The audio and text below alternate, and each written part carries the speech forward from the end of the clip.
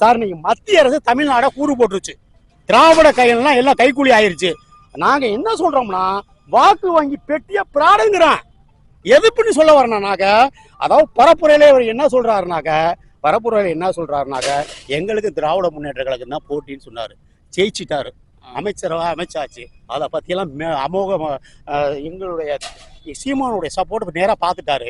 பார்த்து கூட அண்ணன் என்ன சொல்லிட்டாருன்னா, அந்த கனிம வளத்தையும் அந்த குளங்கள்லாம் சுத்தம் பண்ணுங்க, 2 ஆப்ஷன்ஸ் முறையாக சொன்னார் அண்ணன்.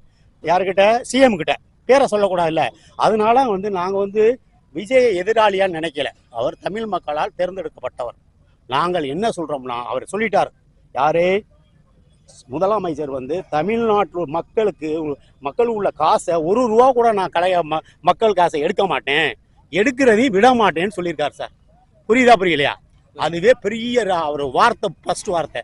2வது என்னன்னாக்க, அவர் சொன்ன ஆப்ஷன்லாம் நான் ஆட்சிக்கு வந்தால் 2500 பணம் தர்றேன்னு இருக்காரு. வேலை இல்லையா 4000 ரூபா பணம் தரேன் இருக்காரு. வீட்டில் தொழில் கடனுக்கு 25 லட்சம் தரேன் இருக்காரு. நல்லா கேட்டுக்கிட்டே வரணும். மீனவரை எடுத்துக்கிட்டா 27 லட்சம் ரூபா நான் டெபாசிட் பண்ணுறேங்கிறாரு. பிறந்த குழந்தைக்கு பணம் தர்றேங்கிறாரு. கல்யாணம்னா பணம் தரேன், நகை தர்றேங்கிறாரு. புரியலைங்களா? இது மாதிரி பல நவீன, அதாவது கவர்ச்சிகரமான எல்லாத்தையும் சொல்லிட்டாரு. ஆட்சி அமைச்சாச்சு. ஆட்சி அமைச்சிட்டு என்ன சீட்டில் கொஞ்சம் சொல்றாரு, கஜானா காலிங்கிறாரு. அதான் நாங்கள் ஏற்றுக்க முடியாது. நல்லா புரியுதா? நாங்கள் என்ன சொல்றோம், பரப்புரையில நாங்கள் இலவசம் தரமாட்டோம். சீமானுடைய பரப்புரையில 234 தொகுதியிலேயே பரப்புரைக்கு போனாரு.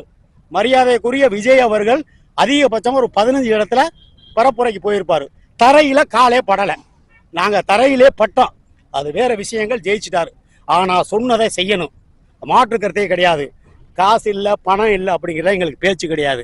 அது அடுத்த தமிழ்நாடு ஒரு லாட்ரி குடும்பத்துக்கிட்ட போய் மாட்டிக்கிச்சு. காரணம் என்னன்னாக்க, ஆதவர்சனா ரோல் என்ன? அதாவது கட்சி நீங்க ஆரம்பிச்சீங்க, 30 வருஷமா தொண்டர்கள் உங்களுக்கு கஷ்டப்பட்டவர்கள்லாம் பொறுப்பு, அவங்க தான் சட்டமன்ற வேட்பாளர், அவங்க தான் பொறுப்பாளர் நீங்க சொன்னீங்க.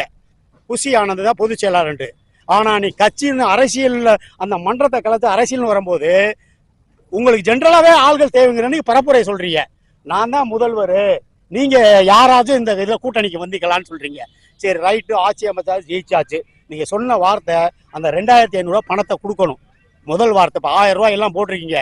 நான் என்ன சொல்றேன்னா, பரப்புரையில திராவிட முன்னேற்ற கழகம் தான் எங்களை டிஎம்கேக்கு எங்களுக்கு தான் போட்டின்னு சொல்லியிருக்கீங்க. பரவாயில்ல, அது ஒரு பெரிய பிரச்சனை இல்லை. ஆனா அதே திராவிட முன்னேற்ற கழக 23 கூட்டணி சேர்ந்த அதாவது வலது இடது கம்யூனிஸ்ட், உங்களுக்கு விடுதலை சிறுத்தைகள், அது மாதிரி உங்களுக்கு இந்திய முஸ்லீம் லீக், இப்படி 13 எம்எல்ஏ சீட்டை நீங்க ஆதரவு கேட்டிருக்கீங்க ஸ்டாலினை மீறி. அப்ப அந்த கட்சி கட்டமைப்பை நீங்க உடைக்கிறீங்க. புரியுங்களா? இங்க செங்கோட்டையன் என்ன பண்றாருன்னா, லீமா ரோஸ், யார் அந்த லீமா ரோஸ்? லாட்ரிக்கு பிறந்தது, திருவாரணை சொந்த ஊர், படிப்பு கல்வி 5வது தான் படிச்சிருக்கு. அந்த அம்மையார் என்ன பண்ணுறா, நேர எடப்பாடியை பாக்குறாங்க. வலுவான பணம். அந்த அம்மா சொத்து மதிப்பு 6000 கோடி காட்டியிருக்கு. மார்டின் குரூப்புக்கு மொத்தம் 10 லட்சம் கோடி சொத்து மதிப்பு இருக்கு. அவங்க ஏக காலத்துல அரசியல் இல்லாத போது மக்களுக்கு என்ன செஞ்சாங்க?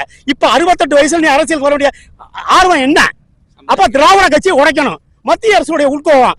புருஷன் மார்டின் பிஜேபி, மக பொண்டாட்டி ஏடிஎம்கே, மகன் கட்சி ஆரம்பிச்சு பாண்டிச்சேரியில ஒரு எம்எல்ஏ. அப்ப என்ன நிலவரம் நடக்குதுன்னா, அதாவது உங்க லாட்ரிக்காண்டியா எங்க இருந்து பர்மாவில இருந்து விரட்டி அடிக்கப்பட்டு 88ல 13 வயசுல நீ தமிழ்நாட்டுல லாட்ரி டிக்கெட் எடுத்த. இத்தனை லட்சம் கோடி இருந்ததுக்கு ஏக காலத்துல ஒரு ரத்தன் டாட்டா, ஒரு விப்ரோ கம்பெனி முதலாளி இந்த மாதிரி 80 லட்சம் கோடி செலவு செஞ்சிருக்காரு. 10 லட்சம் கோடியில ஒரு 1000 லட்சம் கோடி நீ செலவு பண்ணிருக்கலாம், பொது சேவை செஞ்சிருக்கலாம். இதெல்லாம் ஒரு பக்கம் இருக்கட்டும், நாங்க அதெல்லாம் கவலைப்படல. யார் அதாவது பொதுப்பணித்துறை இப்ப ஆதவ் அர்ச்சனா, விளையாட்டுத்துறை மந்திரி அவர் தான். Keerthana industries minister. இப்ப இண்டஸ்ட்ரீஸ் மினிஸ்டர் ஏற்கனவே டிஆர் பாலு பையன் இருந்தாப்ல. அவர் இந்த தமிழ்நாட்டுக்கு படிச்சவங்களுக்கு பொறியியல் படிப்பு, பாலிடெக்னிக் படிச்சவங்களுக்கு என்ன தொழில் கூடத்துக்கு சேர்த்தாருங்கிற கேள்வி. இப்ப நீங்க அதெல்லாம் மாற்றி ஒரு விரல் புரட்சின்னு வந்திருக்கீங்க. இப்ப கீர்த்தனா தான் இண்டஸ்ட்ரீஸ் மினிஸ்டர். இப்ப சமீபத்தில் என்னன்னாக்கா 15000 கோடி டிஆர்டிஏ நவீன 5ஆம் தலைமுறை பிளைட் தயார் பண்ணக்கூடிய இடம் கேட்கிறாங்க. இடமும் தர்றேன்னு சொல்லியாச்சு. எல்லாம் நடக்குது இங்கே ஓசூர்ல. அப்ப அந்த அமைப்பு வந்துச்சுன்னா ஒரு 5000 பேருக்கு வேலை கொடுக்கலாம். இந்த ஆண்ட அரசு என்ன பண்ணுது? அதை என்ன பண்ணுதுன்னா, இவருடைய பங்காளி யாரு? ஆந்திரா முதல்வர். அவ என்ன பண்ணுது? புட்டபர்த்திக்கு போயிடுச்சு. இந்த கட்டுமான பணி டிஆர்டிஓன்னா ராஜ்நாத் சிங் தான் மினிஸ்டர். அந்த 15,000 கோடி இங்கே மூலதனம் ஆகிருந்துச்சுன்னா 5ஆம் தலைமுறை பிளைட்டு தயார் பண்ணுறது, அதுக்கு வந்து ரஷ்யா கொலாபரேஷன். இப்போ இந்த கீர்த்தனா சிஎம் இந்த பணியை நீ இமிடியேட்டாக ரெக்கவர் பண்ணி தமிழ்நாடு கொண்டு வரணும். இது வந்து பரந்தூரில் வந்து ஓடுதளத்தை கேட்ட இடம் கிடையாது. 20 லட்சம் கோடிக்கு விற்கலை. யாரும் பரந்தூரை வந்து 20 லட்சம் கோடிக்கு எடப்பாடி ஆட்சியில் பணம் வாங்கிட்டான். இது மாட்டுக்கிறதே கிடையாது. இப்போ அதை சீமான் முதல்ல போய் ஈடுபாடு தலையீடு. 2வது விஜய். இது ஒரு பக்கம் இருக்கட்டும், இது இண்டஸ்ட்ரீஸ் பண்ணணும். நீங்கள் முதல்ல இதை ஸ்டெப் எடுங்க. நவீனமாக கல்லாவில் பணம் இல்லைன்ட்டீங்க, ரைட்டு, ஓகே. நீங்கள் எங்கே பணம் வாங்கி ஆதவர்ச்சனை வாங்குறீங்க, யார்கிட்ட வாங்குறீங்க, எங்களுக்கு அதிசயம் கிடையாது. நீங்கள் 1000 ரூபா ஸ்டாலின் என்ன சொல்கிறாருன்னா இன்றைக்கி சட்டமன்றத்தில் அவருடைய அறிவாலயத்தில் எங்கள் ஆட்சி தான் நடக்குதுங்கிறாரு. வெக்கமாக இருக்குது. ஏன்னா நீங்கள் கூட்டணி 13 பேர் உங்களுக்கு சப்ப கட்டி இருக்கிறாங்க. ஏற்கனவே ஏடிஎம்கே உடைச்சாச்சு. லீமாராசும் எல்லாத்துக்கும் 5 கோடி. லால்குடியில் வந்து நிற்கும் பொழுது மொத்தம் 40 பேர் நகர செயலாளர், மாவட்ட செயலாளர், ஒன்றிய செயலாளர் எல்லாம் 10 லட்சம் காரு வெள்ளாண்டுருச்சு. Right, okay. லீமாராஸ் தான் இனிமேல் வந்து தமிழ்நாட்டுக்கு பிஜேபியோடைய ஆள் அவங்க தான். அதில் மாட்டுக்கிறது கிடையாது. ஏன்னா புருஷன் பிஜேபி இது பாடி இப்போ வந்து திராவிட இயக்கங்களை உடைச்சா சார். திராவிட இனிமேல் ஏடிஎம்கே டிஎம்கே களத்துக்கு வேலை இல்லை. சீமானா முதல்வரா, இதுதான் டைட்டில்.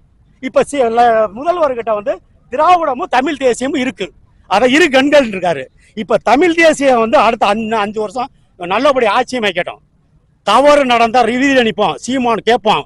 நான் என்ன சொல்றேன்னா, இவ்வளவு குற்றம் சொல்லி சார் இவர் இதை என்ன சொல்றேன்னா ஒயிட் பேப்பர், அதாவது என்ன சொல்றேன்னா பிரிட்டிஷ்காரங்களை கொண்டு வந்த இது திட்டம் இப்ப ஆட்சி முறைக்கு வரும்போது எங்க என்னென்ன இருக்குன்னு வெள்ளை அறிக்கை சொல்லிட்டாருல முதல்வர். வெள்ளை அறிக்கை சொல்றாரு எந்தெந்த டிபார்ட்மெண்ட்ல எவ்வளவு பலவீனம். அப்ப வந்து கொள்ளை அறிக்கையும் கொடுக்கணும். கொள்ளை அறிக்கை என்ன தெரியுங்களா, எவன் கொள்ளை அடிச்சான், எவன்கிட்ட சொத்து இருக்கு, 2 அறிக்கையும் கொடுக்கணும்.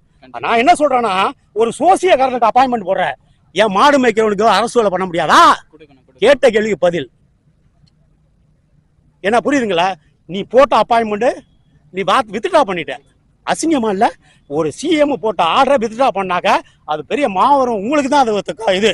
நான் என்ன சொல்றேன்னா, இப்ப வந்து மணல் குவாரிக்கு வந்து கனிம வளத்துக்கு இவர் பிரபு அண்ணனை எதிர்த்து ஜெயிச்சவர் காரைக்குடி. அப்ப அவர் கனிம வளங்கிறது தமிழ்நாட்டில் முக்கியமான வருமானத்துக்கு வரக்கூடியது கனிம வளமும் பதிவுத்துறையும் தான். புரியுதுங்களா? அப்ப நீ கனிம வளத்துல உண்மை இருக்கணும். இப்ப யார் கான்ட்ராக்டர் தமிழ்நாட்டில் எத்தனை பேர் கான்ட்ராக்டர்? இப்ப மதுபான கடை எடுத்துக்கிட்டீங்கன்னா உங்களுக்கு ஜெயமுருகன் அப்படிங்கிற 50 ஃபேக்டரி வச்சிருக்காரு. பனையூர்ல போய் நிக்கிறாரு. சேகர் ரெட்டி, மணல் குவாரி சேகர் ரெட்டி, அவன் ஒன் ஆஃப் தி பார்ட்னர். அவன் எடுத்து வேறாட்டா கொடுப்பான். அப்ப அது எங்கே போச்சு? நீங்க வந்து எல்லாத்தையும் கண்டுபிடிக்கிறீங்க. நல்லா கேட்டு மருத்துவர்கிட்ட போய் கனிம வளம் போகுது. இதை கண்டிப்பா கனிம வளம் எங்கெங்க என்னென்ன பண்றான்னு வெள்ளை அறிக்கை விட்டு பழைய கான்ட்ராக்டா க்ளோஸ் பண்ண மழையே உடைக்காத ஆர்டர் போட்டு வீடே கட்ட வேணாம். மணல் எங்கே போச்சு?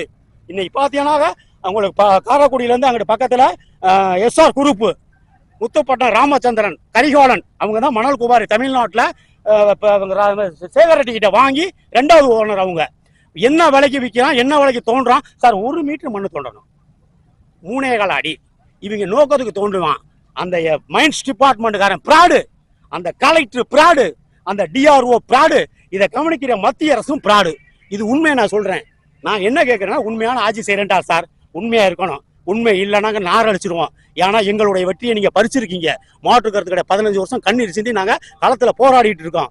எங்களுடைய வெற்றி பறிக்கப்பட்டது. அதனால பரவாயில்ல, நாங்க சப்போர்ட் பண்ணிக்கலாம். அண்ணன் சொல்லிட்டாரு, வாழ்த்து சொல்லிட்டாரு. அதனால வந்து எந்த துறையில வந்து பிராடு பித்தலாட்டம் நடந்துச்சோ முதல் எதிரி நாங்க தான். அதுல மாற்று கருத்தே கிடையாது. சொல்ற போறீங்களா? உண்மையான ஆட்சியை உங்களுக்கு பிடிப்பேன்னு தான் மக்கள் வந்திருக்கு. இப்ப மதுபான கடை வந்து 717 நீங்க தற்காலிகமா மூடி இருக்கீங்க. அதுக்கு ஒரு வரலாறு இருக்கு. வருஷத்துக்கு 50,000 கோடி வருமானம் வரக்கூடியது போதை பொருள். புரியுதா? ஏக காலத்துல திராவிட ஆட்சி திருட்டு பயலுக மக்கள் அடிமையாகிட்டான். இப்ப இந்த முக்கத்துல சாராய கடையை தொடங்குறான், இந்த முக்கத்துல மூடுறாங்கிறான். நல்ல மனநிலை நல்லா பாத்துக்கணும். அப்ப சாராயால என்ன வச்சிருக்கவன என்ன பண்றானா, சாராயில யார் வச்சிருக்கிறது? ஜெகராசன், டிஆர் பாலு, கனிமொழி, புரியுங்களா? கால்ஸ் இந்தியா, இந்த மாதிரி எல்லாரும் வச்சிருக்கான். நிலத்தடி நீரை உரியிறான். புரியுங்களா? 5 லட்சம் லிட்டர் ஒவ்வொரு பேக்கெட்டும் டெய்லி கொடுக்குறான். அதுல நீர் ஆதாரத்துறை வந்து புஷி ஆனந்து. நான் உன்னை கேட்கிறேன், எவனுக்கும் காகித ஆலைக்கு சாரைய ஃபேக்டரிக்கு நீர் வளத்தை நீ கொடுக்க கூடாது, உனக்கு அதிகாரமே கிடையாது, நீ வெள்ளை அறிக்கை விடணும். இதை எதை செய்ய போறோம் இப்ப இவர் சொல்லிட்டாரு, வெள்ளை அறிக்கை கொடுக்குறேன்னு சொல்லிட்டாரு சிஎம், ஏற்றுக்குவோம். அப்ப எந்தெந்த டிபார்ட்ல என்னென்ன முறைகேடு நடந்திருக்கு எல்லாத்தையும் அரெஸ்ட் பண்ணணும். சொல்ற புரியுங்களா? உண்மையா நம்பி மக்கள் 1,73,00,000 பேர் போட்டுருக்காங்க. இனிமே நான் பிராடு பண்ண மாட்டேன், உண்மையான ஆட்சி தருவேன், மக்களுடைய காசு எடுக்க மாட்டேன், மக்கள் அதை எடுக்க விட மாட்டான்றீங்க. இதை உண்மையா நடத்தணும். இல்லை அப்படின்னாக்க இதை களத்துல முதல்ல கேள்வி கேட்கக்கூடிய ஆளு செந்தமிழ் சீமான் குரூப் தான். அதனால